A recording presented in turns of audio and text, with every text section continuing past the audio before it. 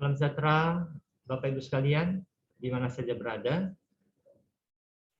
Selamat bertemu kembali dengan saya, Pendeta Ibrahim, yang diberi kesempatan untuk menyampaikan firman Tuhan di Revival. Ya. Jadi saya bersyukur ya masih diberi kepercayaan untuk menyampaikan firman Tuhan pada hari ini.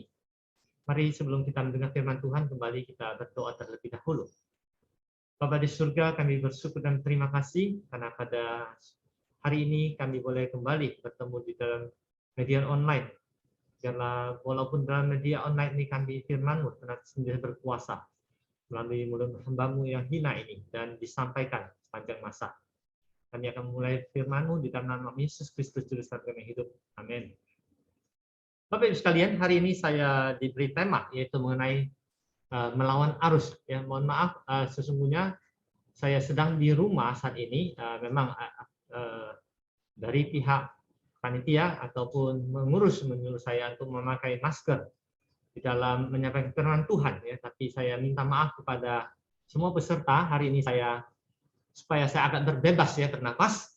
Jadi dan suara saya lebih jernih mungkin ya menurut saya, supaya mikrofon karena peralatan yang saya pakai cukup terbatas.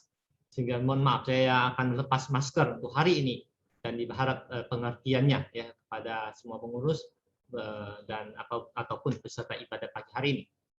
Bapak Ibu sekalian, ya hari ini kalau kita diberi tema melawan arus, tentunya ini suatu tema yang ataupun pemikiran sebenarnya seakan-akan ya itu adalah hal yang sangat aneh sekali di dalam kehidupan sekarang. Nah, kita baca firman Tuhan dulu, yaitu yang tertera di dalam Ibrani 2 ayat 1. Ya. Karena kita harus lebih teliti, kita memperhatikan apa yang telah kita dengar, supaya kita jangan hanyut di bawah arus. Nah, tema hari ini adalah justru sepertinya kebalikan dari tema ataupun firman Tuhan. Ya. Firman Tuhan itu supaya kita jangan dibawa arus. Ya, sehingga temanya ada berani melawan arus. Saya akan memperlihatkan berapa tokoh ataupun lambang gereja ini ya kita sangat kenal ataupun salib ya. Sesungguhnya kalau kita hari ini melihat ya gambar ini, kata Kristen ya kata Kristen itu mulai dari apa? Kata Kristen itu memulai dari sesuatu adalah melawan arus sesungguhnya. Ataupun berani menyatakan kebenaran. Karena kata Kristen ataupun orang Kristen disebut pada pertama kali di jemaat Antioquia, itu adalah kenapa disebut Kristen? Yaitu ketika orang-orang yang sudah percaya Yesus, yang berani hidup berbeda dengan pada masa itu, dengan bangsanya. Yaitu hidup yang seperti Kristus. Hidup yang bagi orang ini sekelompok orang aneh. Ya, orang Kristen zaman dahulu itu dianggap sesat. Karena hidup yang aneh sekali.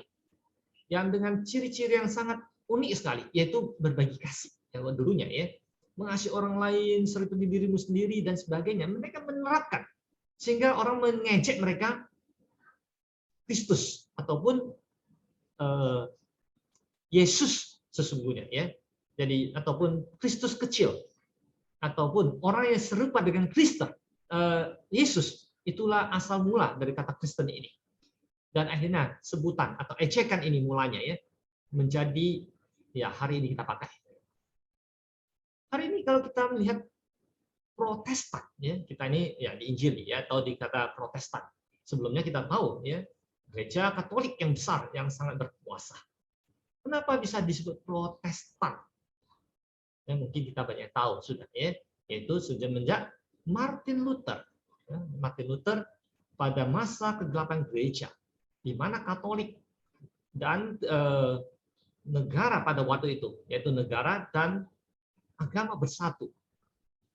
Dengan sistem penguasaan kekristenan akhirnya Kristen menguasai, ya gereja menguasai negara dengan melakukan sistem politik dengan keinginan sang penguasa. Dan akhirnya terjadilah di mana kita sangat kenal ya waktu itu adalah surat penghapusan dosa ya, surat hutang dosa di mana setiap orang harus memberi surat-surat dosa ini untuk agar pelanggaran-pelanggaran mereka bisa dihapus. Ataupun orang yang sudah meninggal, kalau kita memberi surat hutang ini, bahkan orang yang sudah mati pun itu bisa dihapus dosanya. Dan terjadilah di mana Martin Luther yang sudah kembali pada ajaran firman Tuhan yang benar, dia akhirnya menulis 99 poin artikelnya dipaku di pintu gereja, dan dia harus melawan ya, pada saat itu kekuasaan negara dan agama pada waktu itu. Dan dia berkata yang sangat terkenal, yaitu "Here I stand", ya, berdiri teguh, berani melawan kebenaran ataupun memprotes kondisi pada waktu itu. Padahal ya boleh saya katakan dia dianggap bidah, sesat, karena agama diakui negara adalah Katolik, ataupun ya waktu itu belum ada perbedaan Katolik Protestan ya, atau Kristen pada waktu itu. Lalu mereka protes dan terjadilah disebutkan Protestan ya, karena ada Martin Luther yang berani melawan arus kuasa. Lalu hari ini kita melihat Metodis ya, karena kita di gereja Metodis ya, makanya saya menggunakan perumpamaan dari Metodis juga. Kenapa bisa muncul Metodis juga? Sesungguhnya sama juga. Waktu itu gereja Inggris ada gereja Anglikan, gereja yang hanya menganggap di bangunan gereja itu ada orang-orang yang diselamatkan, pilihan, sedangkan orang-orang di luar tembok gereja itu keselamatan, boleh katakan tidak ada bagian, sehingga orang miskin sulit sekali masuk gereja. Nah, di mana pada waktu itu John Wesley dengan John Wesley ya, temannya, rekannya yang berani melawan arus, mulai berkhotbah di jalanan, melayani orang-orang miskin, membuat sekolah, panti asuhan, sebagainya. Lalu dengan metode-metodenya, ya dibuatlah sistem pelayanan kepada orang-orang bawahan. Terjadilah hari ini kebangkitan besar, yaitu dengan cara metode. Akhirnya diejek orang, metodis. Muncullah sampai hari ini kita menjadi jemaat Metodis. Nah, kalau kita lihat sejarah, ya tentunya di Perjanjian Baru sampai sekarang ya. Kalau kita kembali Perjanjian Lama sama, yaitu di mana selalu terjadi ketika ajaran yang sudah ada, kebenaran sudah mulai bengkok dan diarahkan kepada yang tidak benar, maka Allah pada masa atau zamannya akan membangkitkan orang-orang yang berani bisa melawan arus. Bapak Ibu sekalian, untuk kita boleh melawan arus, tentunya ada syaratnya. Kita bukan menjadi seorang pelawan arus yang asal-asalan. Ya, kita harus benar-benar memahami dengan benar bagaimana bisa melawan arus. Firman Tuhan yang kita tadi baca di sini, ya. Karena itu kita harus lebih teliti. Karena kita orang Kristen dipanggil untuk itu. Kalau kita tidak berani melawan arus, saya mau katakan tidak melawan arus itu bahaya sekali, ya. Apalagi pada masa Covid ini, ya. Kita tahu pada zaman sekarang ini berita-berita hoax, berita-berita penyebaran yang tidak bertanggung jawab. Ya, bulan lalu saya mendengar sebuah kesaksian di mana seorang yang papanya sebenarnya mula-mula dia percaya ada COVID, dia percaya, lalu dia kemudian keluar vaksin, lalu dia percaya vaksin. Tapi karena ada tokoh agama yang mengatakan itu, ataupun orang politik yang mengatakan sesungguhnya virus COVID ataupun vaksin adalah permainan politik dan ekonomi antar negara dan sebagainya. Dan karena terus mendengar saja, orang tua ini percaya kemudian. Lalu sesudah percaya, apa yang terjadi? Suatu hari bapak ini sakit. Jadi anak ini membawa ke rumah sakit. Lalu dia dengar, kalau sakit selalu dibawa rumah sakit, lalu di-COVID-kan. Untuk itu dia tidak mau. Lalu disuruh vaksin, juga tidak mau. Karena itu vaksin ada permainan lah dan sebagainya. Adalah bohong dan sebagainya. Virus ini tidak ada dan sebagainya. Dan dia dengar dan dia percaya.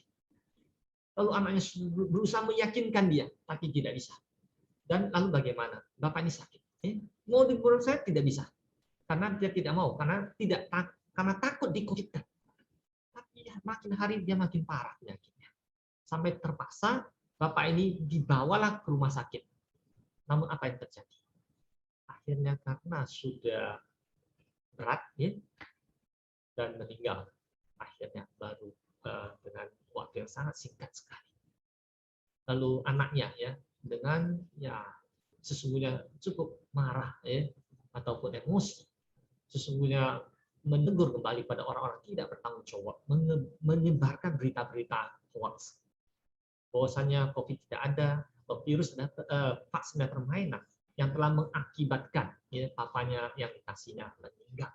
Nah, ini efek dari ketika sang penyebar berita atau berita yang kita terima dari orang-orang mungkin saja pemimpin sebuah negara, pemimpin sebuah kelompok, ataupun yang paling bahaya adalah berita yang disebarkan oleh seorang pemimpin agama. Karena ini sangat berperan sekali kepada jemaat pengikutnya. Karena jemaat itu mudah sekali percaya.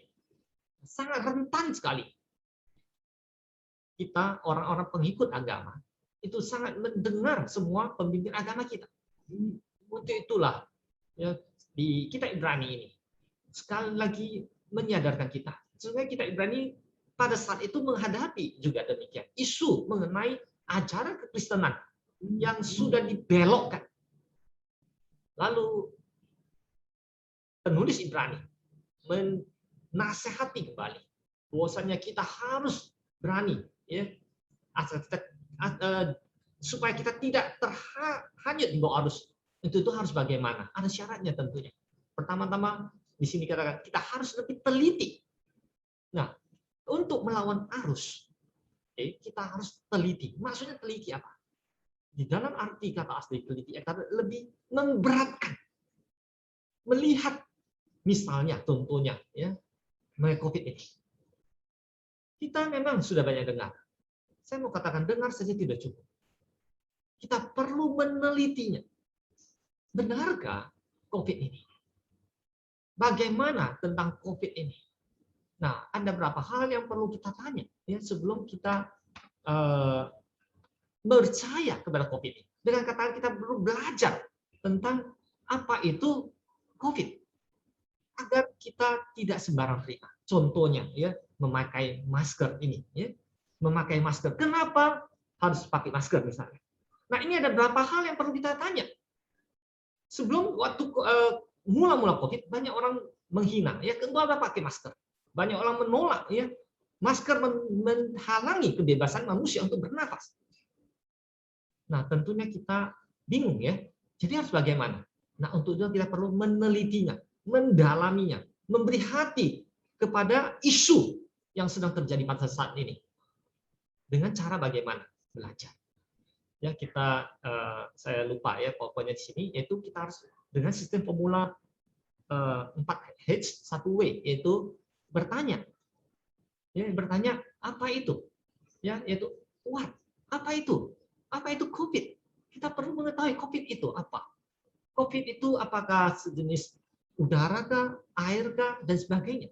Oh, ternyata COVID adalah virus yang mengikuti udara, yang bisa keluar dari pernapasan. Dan untuk itulah kita perlu namanya pelindungan. Ya, sehingga nafas ataupun droplet dari seseorang tidak kena kita. Ya, itu kita perlu tahu apa itu. Dan selanjutnya kita harus bertanya bagaimana ya ataupun kita perlu mengetahui di mana ya, kapan kita harus pakai masker, yaitu saat kita di tempat kerumunan ya, tempat kerumunan kita harus memakai masker. Kalau misalnya isu ya sekarang ya tentunya ada berita memakai masker 2 lapis ya. Nah, kita perlu teliti, perlukah? Tentunya perlu ya. Kalau kita teliti karena alasan ini dan itu 2 lapis oke. Tapi kalau misalnya ada isu ataupun perkara mengatakan sekarang tidur pun harus pakai masker. Mandi pun harus pakai masker. Bagaimana? Nah, ini kita perlu teliti. Kenapa tidur harus pakai masker? Ya, kenapa saya di rumah saat ini sekarang? Kenapa harus pakai masker? Nah, ini perlu kita pertanyakan. Sehingga kita tidak menjadi orang yang terbawa arus perkataan penguasa, perkataan pemimpin yang ya mungkin ya pemimpin atau penguasa itu masih belum teliti. Bukan dia membohongi ataupun mensusahkan, tapi dia belum meneliti dalam alian mengeluarkan statement. Dan untuk itulah kita perlu berdiri tegak di sana. Ya, lalu bertanya, when, kapan harus pakai? Ya, kita lalu pakai, bagaimana pakai maskernya? Ya, jangan ada yang pakai masker begini. Pakai masker begini, hidung terbuka. Ya, ataupun pakai masker begini. Itu pakai masker, iya, ini sedang pakai kan? Tapi apakah melindungi? Tidak. Nah, kita perlu memakai masker dengan benar. Itulah meneliti. Karena dia berupa udara yang dimasuk di dalam rongga-rongga pernapasan atau mulut. Ya, sehingga kita perlu meneliti dengan benar. Itulah fungsi meneliti. Nah, syarat untuk supaya kita melawan arus, kita perlu belajar. Baik apa itu? Baik di dalam gereja, baik di dalam sosial kehidupan, baik di dalam tempat kerja. Kita itu sebagai orang Kristen wajib untuk belajar, wajib untuk meneliti.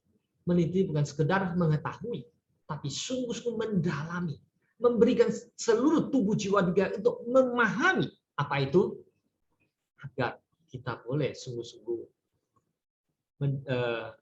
memahaminya semua secara pengetahuan. Itu pertama. Nah, sesudah kita meneliti, itu tidak saja cukup, ya, karena kita perlu supaya tidak jalan arus, harus bagaimana?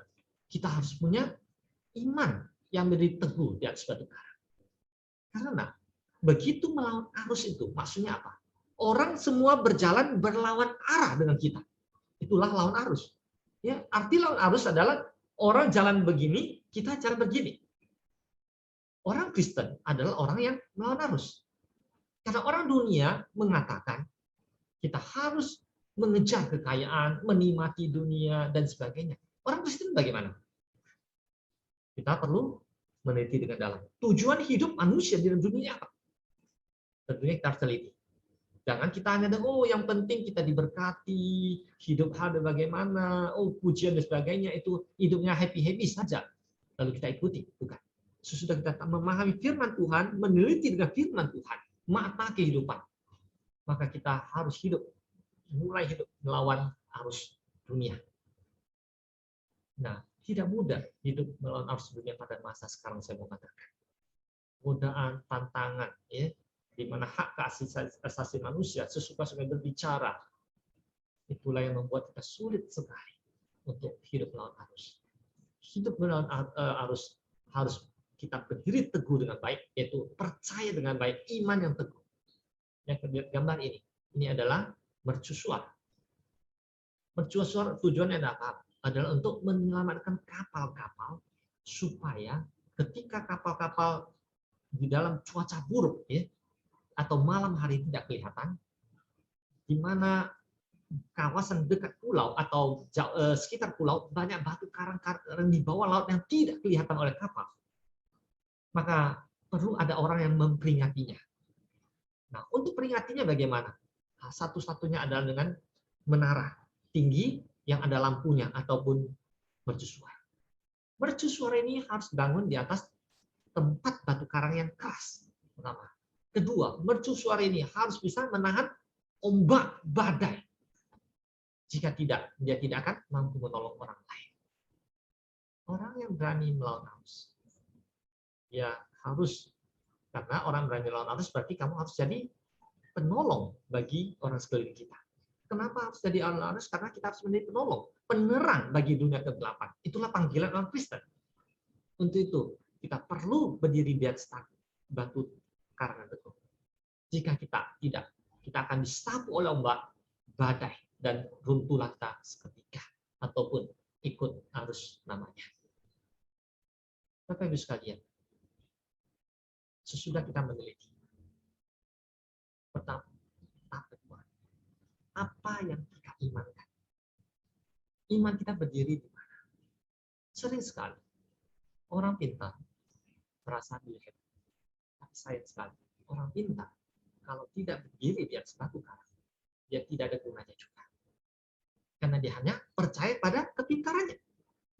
Sedangkan ilmu pengetahuan adalah ketidakpastian di dalam dunia. Hari ini kita boleh menemukan ini, besok ada pola lain lagi. Tidak ada kepastian dalam dunia ini.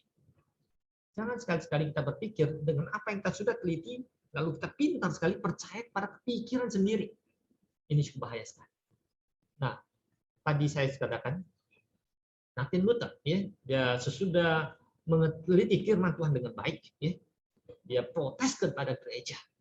Lalu dia mengatakan, ya, ketika dia ditantang oleh para pemimpin-pemimpin gereja untuk mencabut buku ataupun artikelnya yang melawan doktrin gereja pada saat itu dengan ancaman jika tidak dia akan dikucilkan, ya, bahkan dianggap sebagai orang yang tidak waras ataupun orang yang sesat. Tidak katakan, here I stand. Aku akan tetap berdiri di paduka. Namun ada suatu hal cerita yang mungkin jarang kita ketahui, ya, Martin Luther ini, ya, yaitu mengenai dia pintar, ya. Suatu hari ketika di dalam menghadapi pergumulan permasalahan, ya, mungkin tantangan pada saat itu, ya, sekuat apapun sesungguhnya badai ombak itu akan membuat seseorang yang kuat kadang-kadang goyah dan ragu atas kepintarannya sendiri. Lalu ketika dia di rumah, dia melihat sang istrinya waktu itu memakai baju hitam, ya, baju hitam, seluruhnya hitam, atau dengan kata lain baju berkabung pada waktu itu. Lalu Martin Luther bertanya, hari ini kan kenapa cara berpakaianmu aneh sekali? Apakah ada duka di rumah kita? Siapakah yang meninggal di dalam sekeliling kita? Lalu istri Martin Luther mengatakan, ya, tapi Allah telah mati. Wah, Martin Luther terkejut. Kenapa kamu mengatakan demikian? Kenapa mengatakan Allah telah mati? Ya, kenapa? Karena saya melihat kamu. Ya, saya melihat kamu menghadapi masalah. Hari ini kamu stres sampai sepertinya tidak ada Allah yang bisa menolong kamu. Padahal Allah kita luar biasa dan bisa menolongnya. Wah, pada saat itu Martin Luther disadarkan oleh sang istri. Dia pintar, imannya kuat, tapi dia sampai menghadapi pergumulan yang begitu berat. Tapi dia stres sampai, ya, dia menekan tekanan yang hidupnya mungkin, ya, saya nggak tahu kondisinya bagaimana, ya, tapi sang istrinya melakukan acting, ya, ataupun sindiran yang sangat-sangat menyentuh, ya, bahwasanya melihat kondisi Martin Luther bagaikan orang yang tidak punya Allah jadinya, sehingga dia memakai baju hitam itu. Bapak Ibu sekalian, kita harus mempunyai iman yang Allah yang berkuasa. Sudah pengetahuan, iman harus kuat. Iman dan pengetahuan kalau disatukan, maka kita berani, here I stand, berdiri teguh walaupun ancamannya nanti adalah bahwa kita akan dikucilkan. Kita akan dihadapi hukum. Kita akan menghadapi tantangan, bahkan ditolak. Hal ketiga, untuk melawan arus. Ya, sudah pengetahuan, ada iman. Tapi kalau tidak ada tindakan, itu juga tidak. Tindakan juga penting. Ya, karena orang yang tahu lalu berdiam, tidak mengambil tindakan, juga tidak ada gunanya. Kita harus, orang yang berani harus mengatakan saya, tapi dengan pengetahuan, dengan keyakinan. Pada saat ini kita tahu kita sedang dilanda COVID yang, ya, semakin hari semakin tidak menentu lagi. Banyak orang ketakutan, tidak berani keluar rumah, dan serba salah. Bahkan, ya, kekurangan oksigen dan sebagainya. Di manakah kita sebagai orang Kristen? Di manakah anak-anak Tuhan yang katanya berani lawan arus? Di mana katakan saya melakukannya? Saat ini dunia membutuhkan pertolongan anak-anak Tuhan. Gereja-gereja ya, harus bertindak untuk mengatasi dari dahulu sampai sekarang. Sesungguhnya dunia segala suatu ketika bencana terjadi, gereja dahulu yang keluar ke depan untuk menolong.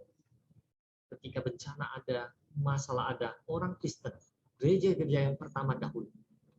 Tapi zaman ini, di manakah gereja-gereja?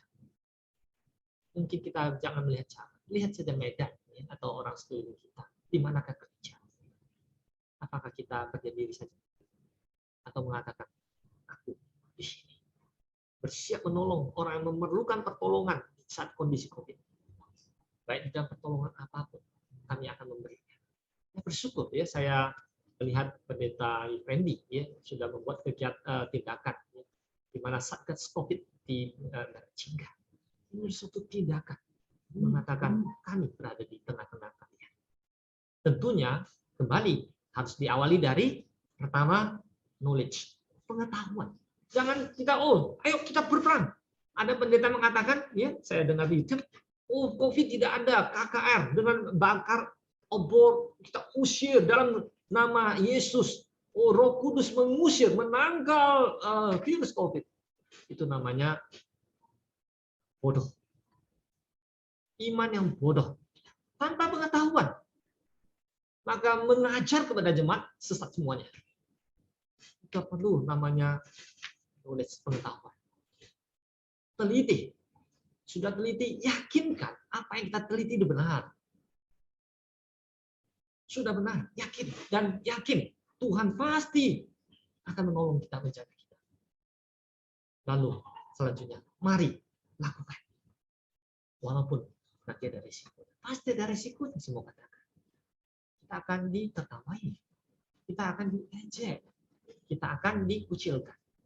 Namun semuanya sudah pernah dilewati oleh bapak-bapak gereja kita. Oleh Kristus. Orang-orang Kristen pertama. Oleh Martin Luther. Yang ditertawai. Oleh John Wesley. Ya, bapak gereja Metodis. Yang ditertawai. Yang diejek dan sebagainya. Namun telah membawa dampak yang luar biasa kepada reformasi gereja. Dan hari ini kebenaran. Oleh Bapak Ibu sekalian, marilah kita dengan prinsip supaya kita tidak terbawa arus, tapi kita boleh hidup melawan arus dan boleh dipakai oleh Tuhan menjadi terang atau mercusuar di dalam zaman kegelapan ini. Makanya tentu kita harus punya prinsip. Prinsip Kolose 3:23. Apapun juga yang kamu perbuat, ingatlah, berbuatlah dengan segenap hatimu seperti untuk Tuhan, bukan untuk manusia. Karena jika tujuan adalah untuk manusia, maka kamu tidak bisa menjalankan 3 proses tadi. Dan orang anggap kamu bodoh, kamu anggap rugi, kamu anggap sia-sia. Tapi kalau kita tujuan Tuhan, maka 3 hal ini bisa kita lewati. Maka hidup melawan arus, ataupun hidup yang berani melawan arus, hidup untuk menjadi kemuliaan bagi Tuhan akan terjadi di dalam masa kini. Dan Tuhan akan membangkitkan terus orang-orang pada zaman ini untuk berani tegak di dalam ajaran, khususnya kekristenan ya, di YouTube sana. Mungkin Anda dipanggil dalam pemberitaan YouTube, dipanggil di dalam kondisi melawan tindakan arus negatif pemikiran hoax tentang COVID. Di sini kita suruh untuk berdiri melawan arus dan menjadi berkat bagi zaman yang akan datang. Kiranya Tuhan memberkati. Mari kita berdoa. Bapa di surga, terima kasih untuk firman-Mu hari ini yang telah mengajar kami, pimpin kami ya Bapa untuk senantiasa hidup di dalam berdiri teguh dalam nama-Mu. Berberkati teman-teman kami di mana saja berada, yang di rumah ataupun di mana. Biarlah pada masa COVID ini kami boleh dikuatkan, kami disadarkan, kami menjadi alat-Mu untuk menjadi penerang di dalam kegelapan dunia ini. Terima kasih firman-Mu, dalam nama Yesus kami berdoa. Amin. Salam, dan ingat pada masa sekarang, jaga kesehatan, protokol, pakai masker dengan baik, dan jaga jarak. Amin.